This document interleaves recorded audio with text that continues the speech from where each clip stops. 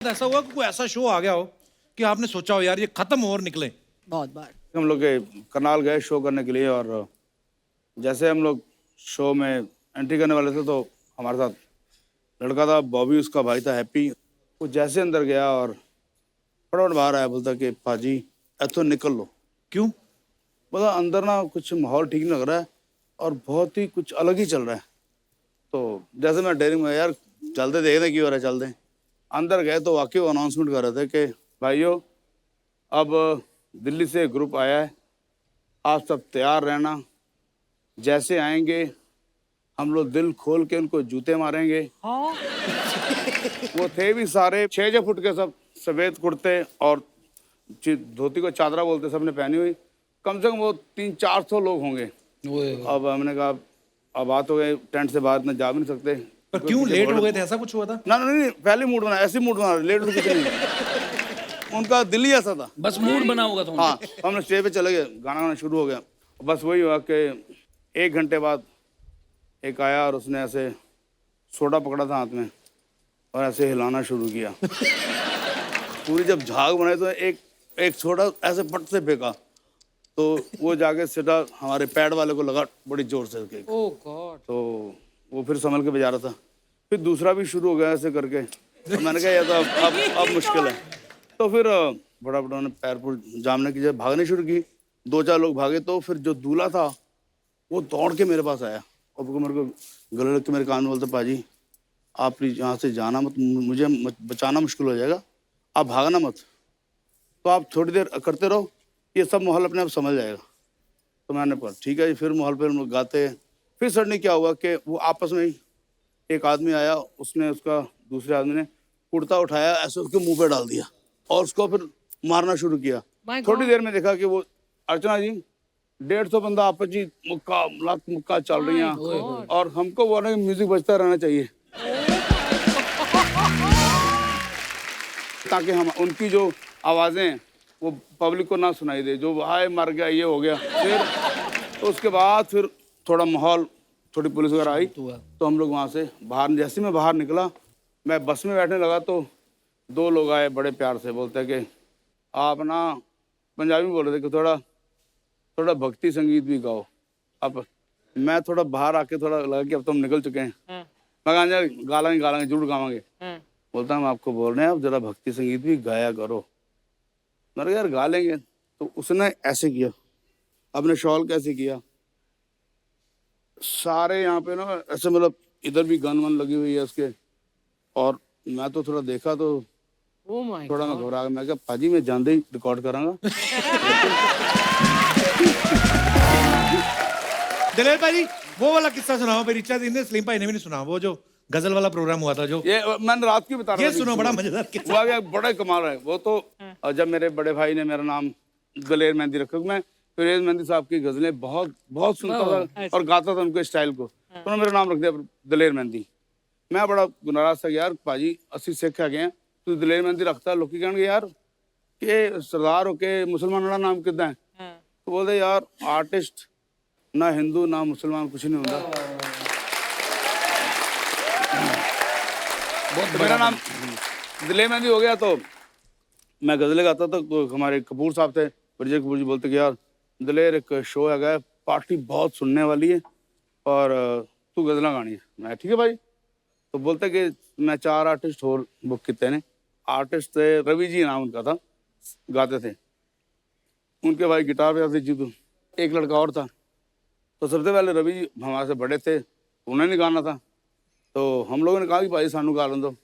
नहीं, शुरुआत मैं करूँगा। चलिए आप ही करिए हमारे। बोलते बस पेशे खिदमत है, झूम बराबर गाना कवाली, उसका नाहरम में ऐसे एक शेर है। तो उन्होंने ऐसे पहले मूड बनाया और ना हरम में ऐसे अलाप जैसे खींचा आंख बंद करके सुर, एक आवाज आई, साउंड बड़ी जोर से थप्पड़ की आवाज है ढम करके। तो वो माइक का जैसे ऐसे ऐसे हाथ मारा तो उसमें भी आवाज आ गई ठप। हम सब ऐसे देखे ये क्या हुआ। तो मैंने साफ देखा कि इनको एक थप्पड़ मारा बड़ी जोर से, उनका ना पूरा मुंह और घूम गया थप्पड़ खा के। तो जिन्होंने ऐसे आंख खोली ना, तो जिसने थप्पड़ मारा था ना वो बड़ा शरीफ बन के उसने 10,000 रुपया उनके ओह माय गॉड। बाजे पे रखा, बोला वाह वाह वाह वाह, क्या के चला गया। तो उनका जो भाई गिटार बजा रहा साथ में, उसने देखा कि इनको थप्पड़ पड़ा है, हाँ। तो वो इधर मुंह करके हंसने, जोर से हंसने लग गया। हंस रहा है, बहुत जोर से हंस रहा है कि भाई को आज थप्पड़ पड़ा, अपनी खुंदक निकाली हुई ने। उसके बाद एक चांदी भाई, वो भी गुजर गए, वो गुरदास मान के गाने गाते थे। तब उनकी बारी आ गई 1 घंटे बाद। अब वो जैसे ही बैठे, हंस ले टप ले नच ले नी, शेर किया मैंने।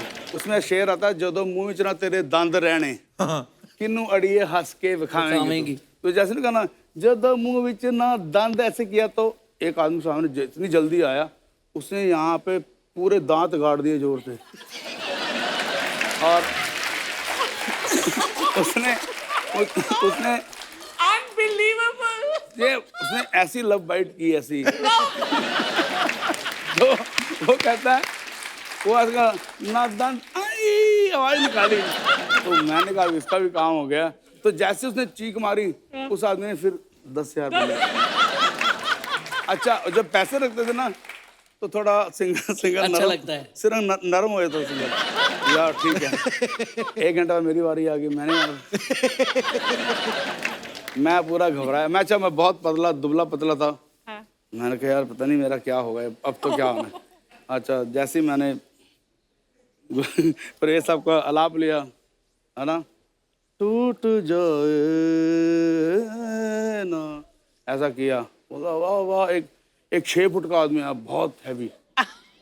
उसने, मैं जैसे ये स्टेज पे बैठा हूँ ना, उसने ऐसे ही उठा लिया, उठाया और लगा ना दबाने। तो मैंने बड़ी जोर से बोला, पाजी मैंने दबाना ना, प्लीज दबाना ना, प्लीज दबाना ना।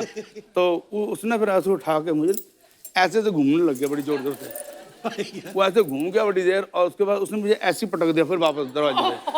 तो फिर उसने फिर जेब से 10,000 निकाला। वाह वाह वाह।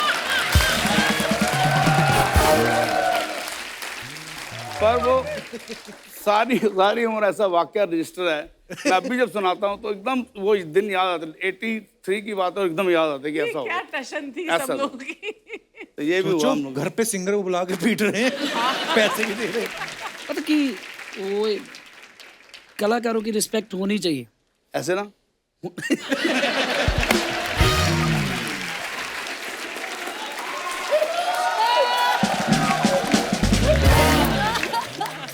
इतनी इज्जत की बात है कि इज्जत, मेरी तो बड़ी बड़ी इज्जत थी। एक बारी मैं और मेरा छोटा भाई हरजीत मेरे साथ तबले पे होता था, और ये भी बात 83 की थी, और तब मेरा इतना कुछ ज़्यादा नाम हो नहीं रहा था। तो एक आया राजन, कहना पाजी बड़ा वड्डा शो है, और बस आप ना नहीं करोगे। मैं कहा ओके जी। तो बोला कि पेमेंट बताओ क्या लोगे जल्दी। तब मैंने बहुत सोच के बोला कि यार तू 10 किलो आटा और 10 किलो आटा 10 किलो आटा और 2 किलो घ्यो दे दी, और 100 रुपया से लावांगे गजलों का। 100 रुपए। 100 रुपये, मैं और मेरा भाई तबले में। बोला भाई ये सब पक्का हो गया, हाँ। पर जो ऊपर की पेमेंट होगी वो मैं सारी मेरी होगी, आपका 1 रुपया नहीं होगा। अच्छा। मैंने ठीक है, बोलते मैं फिर फलां डेट को आ जाऊंगा लेने आपको, और बस आपने मेरे साथ जाना है। मैंने कहा प्रोग्राम क्या है? कहना बस गजलें। मैं कहा ऑडियंस, कहना मज़ा आ जाएगा भाई साहब आपको देख के। वाह। तो चलो ये आ गए, वो डेट आ गई। मैं आया और मैंने कहा भाई कन्वेंस कितने हैगी? तो बोलता पाजी साइकिल साड़ी जिंदाबाद, एक साइकिल। साइकिल? हाँ। बोला तुझी बात चले पीछे भेजो, तो बड़ा आगे भेजेगा तबला लेके। तो मैंने कहा ये तो ज़्यादा ही बदतमीजी यार। तो बोलता कि अच्छा भाई, बोलता भाजी समझा करो ना आप। तो वहाँ से ना कोई 5 किलोमीटर दूर था उत्तम नगर जगह। मैंने चलो ले चल गए। तो पहले तो कोठियों में घुसा, कोठे में घुसते घुसते घुसते बहुत आगे बढ़ते बढ़ते फिर झुग्गियाँ शुरू हो गई।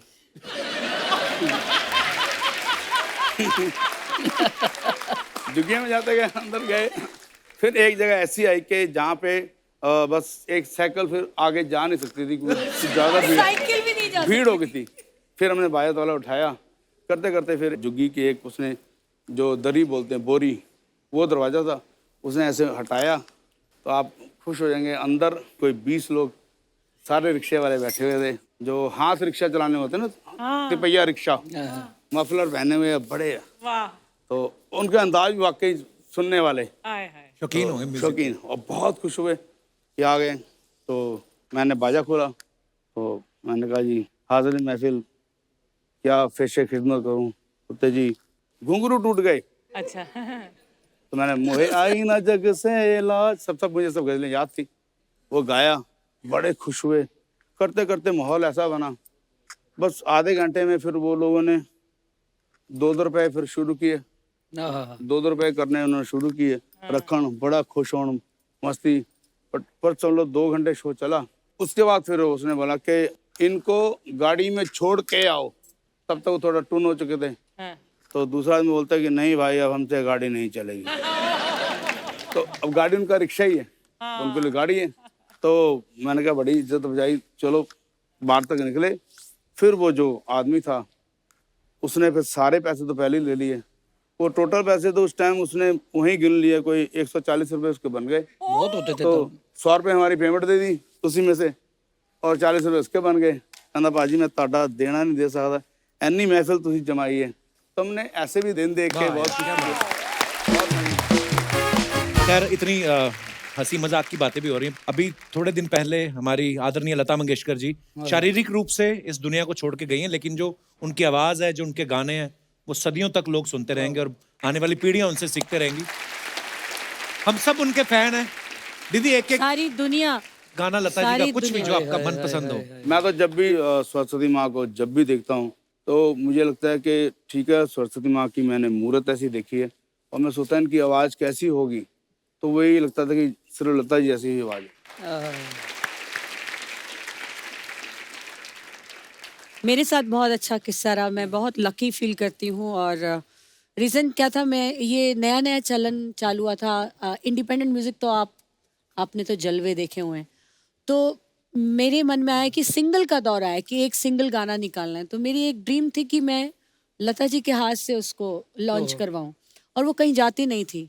तो बड़ी मुश्किल से उन्होंने वक्त दिया और मैं घर गई, और जब मैं उनके यहाँ घर पे गई और मुझे पहले ही समझाया गया था कि वो ज़्यादा देर नहीं मिलती हैं, मुश्किल से 5 मिनट। मैंने कहा मुझे 2 मिनट भी बहुत हैं, उनके दर्शन कर लेना। बट मैंने 2 से ढाई घंटा उनके साथ बिताया। ਓਏ ਰੱਬਾ दीदी ਤੁਸੀਂ ਕਿੰਨੇ किस्मत वाले। बिल्कुल। और जब उनको मैंने अपना एल्बम दिया कि आप इसे ओपन कीजिए, तो वो बैठी हुई थी, पर उन्होंने कहा खड़े होके करती हूँ। तो वो सारी चीज़ें मेरे लिए बहुत यादगार पल हैं। तो मुझे गाना बोला कि आप गा के सुनाइए, तो मैंने उनको गा के सुनाया। My God. और मेरे को अभी भी गूज़बम्स आ रहे हैं। मैं गा रही हूँ और वो बस मुझे बस प्यार किए जा रही हैं, मुझे आशीर्वाद दिए जा रहे हैं।